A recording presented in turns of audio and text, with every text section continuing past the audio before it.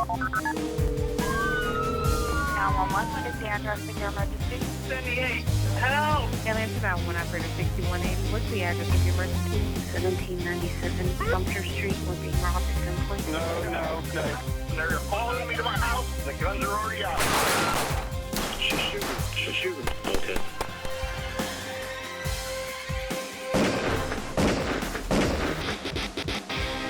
Hello and welcome to Stop the Threat. My name is James Towle. On today's episode, we take you to Florida for a reenactment which we have entitled The Bystander.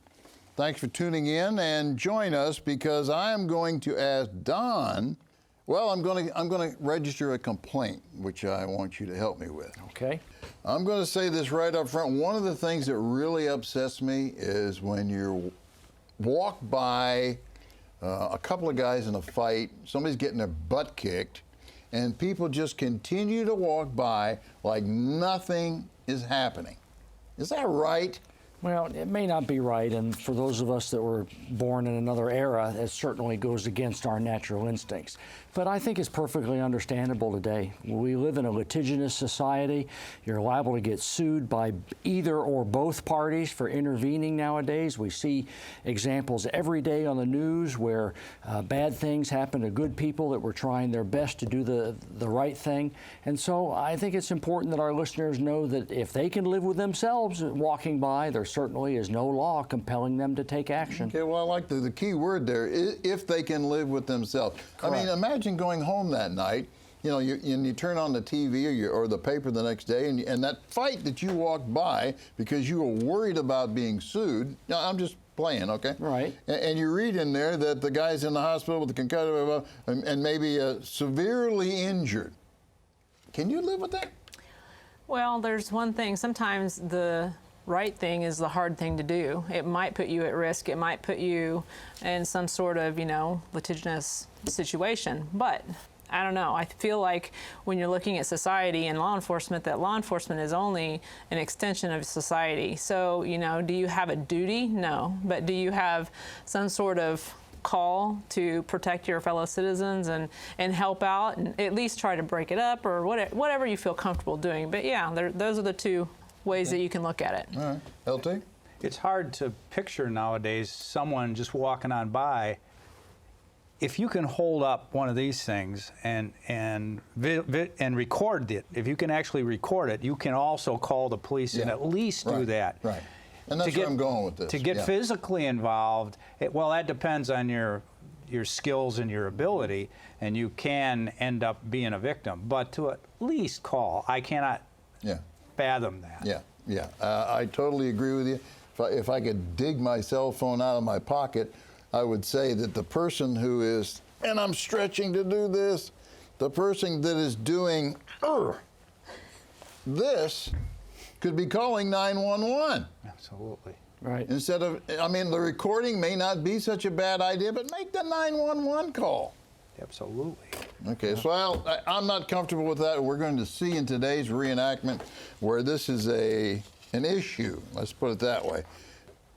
There's pros and cons, and I understand that, you can end up in court doing it. You can end up dead. You could that's true too. You could get yourself really hurt doing that. There's I can think of a whole bunch of reasons why I shouldn't. Mm-hmm. But what I'd like to come up with are reasons what can we do? What's wrong with voice intimidation? I know the viewers, I've said that a million times on every show, but I am so into voice intimidation because if you can look at someone and firmly address them, you somehow get their attention, don't you?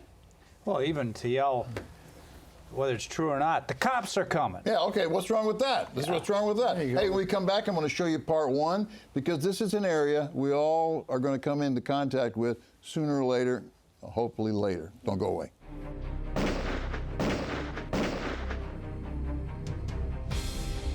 Welcome back, viewers. We've come to an area here that I find disturbing. I think we all find disturbing. And Don brought out a good point a minute ago about, if you do stop and you do get involved, yes, you can end up in court on a losing side. But even worse than that, and I think this is where LT will come in, is that if there's a gun or a knife on one of those people, you could be getting yourself into more than you're asking for. Or your great intentions are going to end up putting you in the hospital. So I know this is a tough decision. I absolutely believe it's a tough decision. But let's watch part 1 and see what we think after part 1.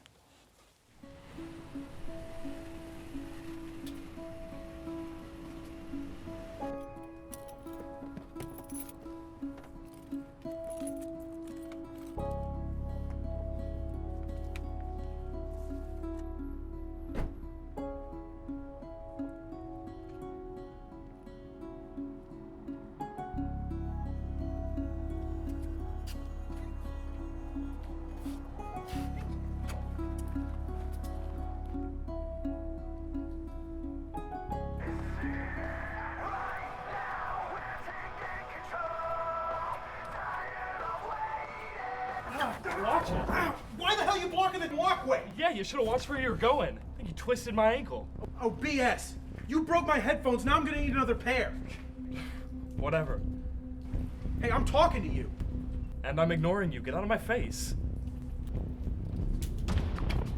What the hell, man? I wasn't done talking to you. Yeah, and now you owe me a new phone. Not gonna happen.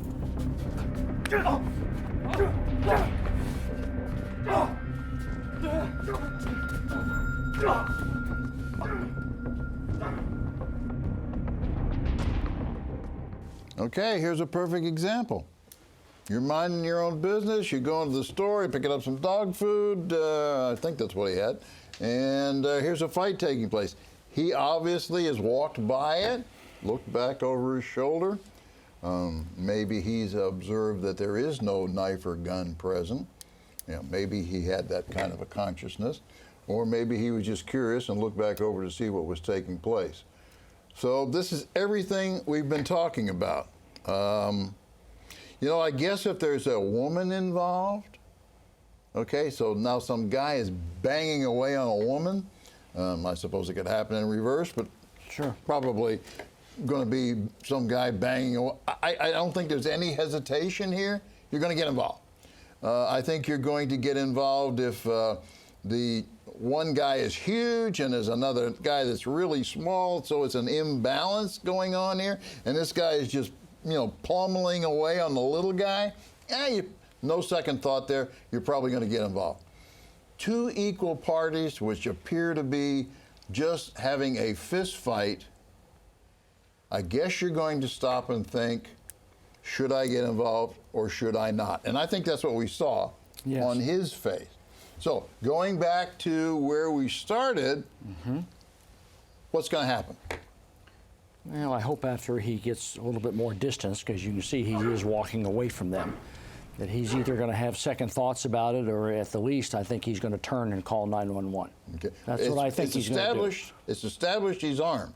Oh yeah, we already know so that's kind of a giveaway right there, right? We know that he he's is armed, yeah. and I think this is important because just because you're armed does not make you law enforcement, does not make you the person who goes after the bad guy. You don't have that right with just being armed, correct? That's right. That's right correct. or wrong? That's And this correct. doesn't rise to the level of drawing your weapon at what we've seen so far. So even though you're armed, and you're just not there yet, in my opinion, from what we've seen. Right. And this is mutual combat, two people that have chosen to fight with each other. And additionally, you would be intervening there. You could easily get involved, and then retention of your weapon becomes an issue. Yes. Where you have Good just point. interjected a weapon into a situation where there is none. Yeah, that is a good point. And I think probably, and I'm going to go back and go back here one more time, is that I'm concerned that you've gone out and you've gotten your permit to carry. And for some reason, you feel as though you have the ability, or the ability may not be the answer, have the wherewithal that you need to, you know, cure the world. I mean, those kinds of things are what law enforcement does. Just because you have a gun does not mean that you need to get involved in everything that comes along that you feel like you can have some power over. Everybody agree to that? And there's a legal aspect in there too that we haven't touched on yet, and that is that what many of your district attorneys are going to look at in the jurisdiction where this happens is if the escalation of the incident was only because of your actions and your intervention, then you are culpable for making a bad situation worse. Right. And you might have had the best intentions up front, Right. but if it turns bad because of what you've done, you're in it. Right, and normally who gets arrested? The aggressor. Hey, when we come back, I'm going to show you part 2. You're going to like this.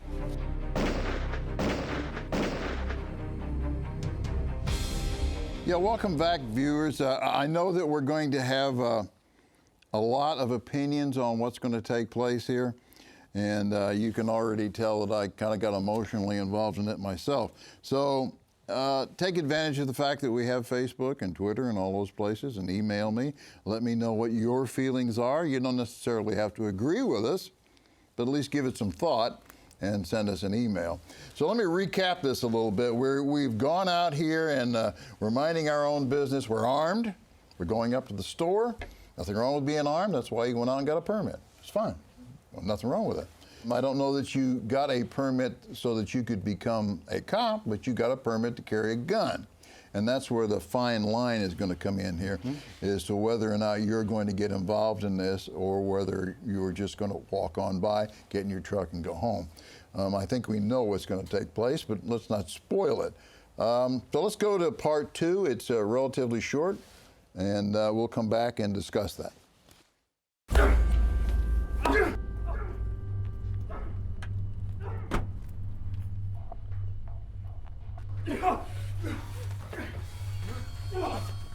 Two guys are fighting outside the pet store on Palm Street. I'll stay on the line, but I don't know how much longer this guy will last.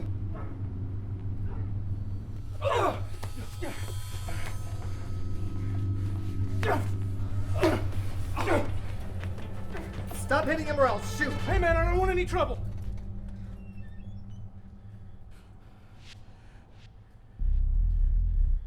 Police are on their way. Stay right there. Okay, let's work this backwards. Once you've pulled the gun out, how many options do you have? Few. So The gun. if The gun. That's it. Yeah. That's it. So if the big guy now challenges you, what's going to happen? Are you going to put the gun back in your holster and get into a fisticuffs with him? Probably not. You're going to shoot What's him. going to happen You're is gonna you're shoot him gonna over a squeeze the fist trigger. fight? Right. Better not. Right. So, where are we going, LT? Well, I could tell you that I've broken up a lot of fights, and I've never done it with a gun in my hand. You know, that would be deemed a little bit excessive unless it looked like this guy was in danger of death or great bodily harm. The other problem I have is not only is he holding the gun, but he's holding the gun with finger on the trigger as he's calling on the phone, and there's something that should be considered a sympathetic response. This will react to this, and vice versa. And you could be squeezing on one and not realize you're squeezing on the other and have an unwanted discharge. That is part of the real problem. It's hard to even look at. Okay, but just playing a little bit on what you said earlier, do you think he could have broken up that fight without pulling his gun?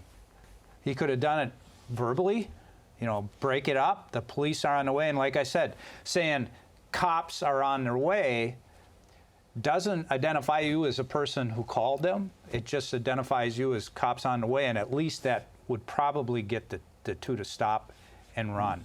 Okay. An awful lot of fights are over when they know the cops are on the way. That's at least the place to start. You know, you don't go to your you don't go to the furthest point of your force continuum. You start with your command presence, and we know that as police officers, but even as citizens, you can do that, and you can sound like you know what you're talking about by giving commands. You know, stop kicking him. I like that he kept a distance far enough for my gun to still be in the holster. I felt like he was a little bit close for me to have a gun out in that type of situation. So if he had just either Cut back if you are going to draw your gun. Just get a little bit more distance, and but definitely start on the other end of the force continuum and try your command presence. Maybe go hands-on, get some help. And like he said, with the finger on the trigger, you know, that lady could have come out and scared him and startle response, and or hit him thinking he was the bad guy, and then he ends up firing when he didn't mean to. That's right. So just a few things to take away. Yeah, from and that. if someone else had called 911 and they roll up, here's two guys fighting, another guy with his gun out. Oh boy, yeah, it gets ugly. You know, what's going to happen here now? Yeah. Well, the other thing, when you're on that phone, if you have a situation, whatever it is that you got to call and you got a firearm out, you should tell 911, I am armed, I'm a citizen, I'm the good guy, I'm wearing a light blue shirt, I've got a dark driving cap on, I'll cooperate when the police get here. You know, just let them know what you look like and you're the good guy, so you're not mistaken for something else. Right. No, that's a good point. I think the other one is, before you pull the gun out, what's wrong with, if you're going to be 2 or 3 people involved here, let's jump this guy and pull these guys apart. I mean, I guess if I was walking by and I was of a mind not to get involved for all the good reasons we gave, but someone else turned to me and said, hey, let's do this together. Together is better than me doing it by myself. Well, he didn't jump in from the very beginning. He could have drawn from the very beginning. He kind of assessed it. He called the police, and then he realized that this guy is getting the worst end of the deal, and that if he doesn't do something, that he's really going to get injured. So kudos to him for doing something. Just maybe consider starting a little bit lesser use of force. I like the idea of starting out low and working your way up, yeah. As someone who's been to a lot of fights, I'm going to tell people a secret that they probably don't know about people who get involved in combat. Many of them, most of them, are looking for an excuse to stop. You know, that's a good point. That is a good point, and that's very true, isn't it? Yes. Yeah. I don't think either one of those guys wanted to get into a fight. I think a little anger got out of hand there, and now you're into it a little bit. But saying that big guy was doing a pretty good job of he was wailing away on the little guy. So I just worry about the guy who pulls the gun too soon. Mm-hmm. It's like like I said, the first.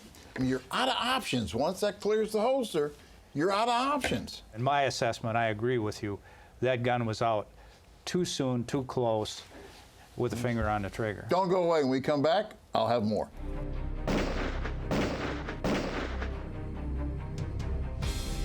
Welcome back, viewers. This is a real controversial kind of thing. It's something that can happen.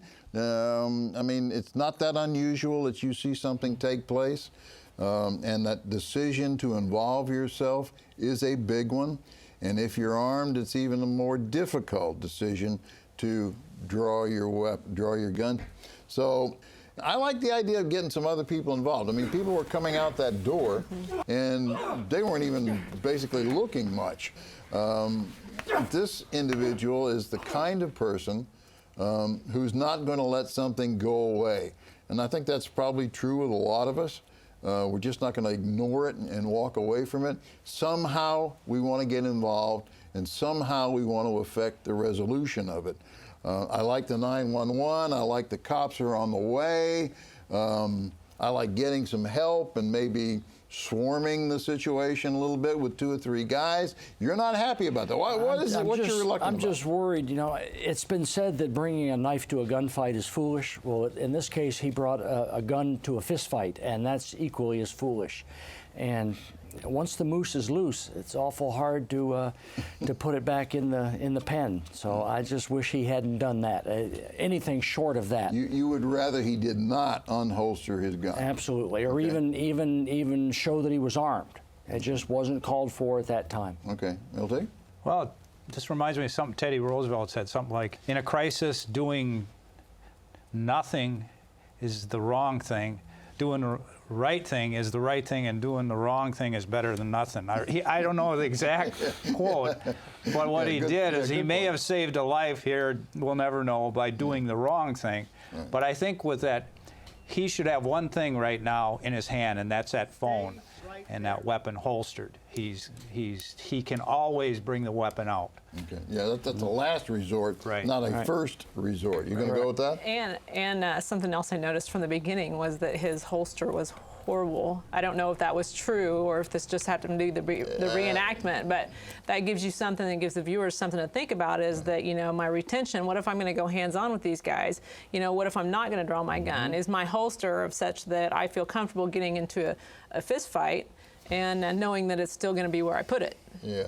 Well, you know, going with that just a minute, though, a uniformed officer who has is going to come into contact with the civilian in a hands-on situation, and his gun is holstered. I know there's some very good holsters out there that will keep that gun in place. I don't know that it is throughout every law enforcement agency. But I would think even in uniform, you have to be giving some thought to, if you're going to go hands-on with this guy, I do have a gun on my waist. And he's going to go after it. He could go after it. When you're there and you have a firearm, there's always at least one weapon available to the suspect. And that's the problem with, one of the problems with, say, going open carry. You're letting everybody know you have that weapon, but we wear secure holsters, but the problem here is even if he had a secure holster, he had a casual belt on. Yeah, and I think we even have some stories over the past year or so where officers have lost their weapon in a hands-on situation and resulted in things only getting worse. Yeah. And we don't need to go into those. I think we're all familiar with the ones that did take place. We've only got a few seconds left. You want to give me a little advice to the folks? Well, think about what you're going to do before you do it. Do you like that one? Yeah, I do. Okay, let's go with that one. Thank you very much for tuning in. Get a hold of me on Facebook, email, Twitter. I'm there.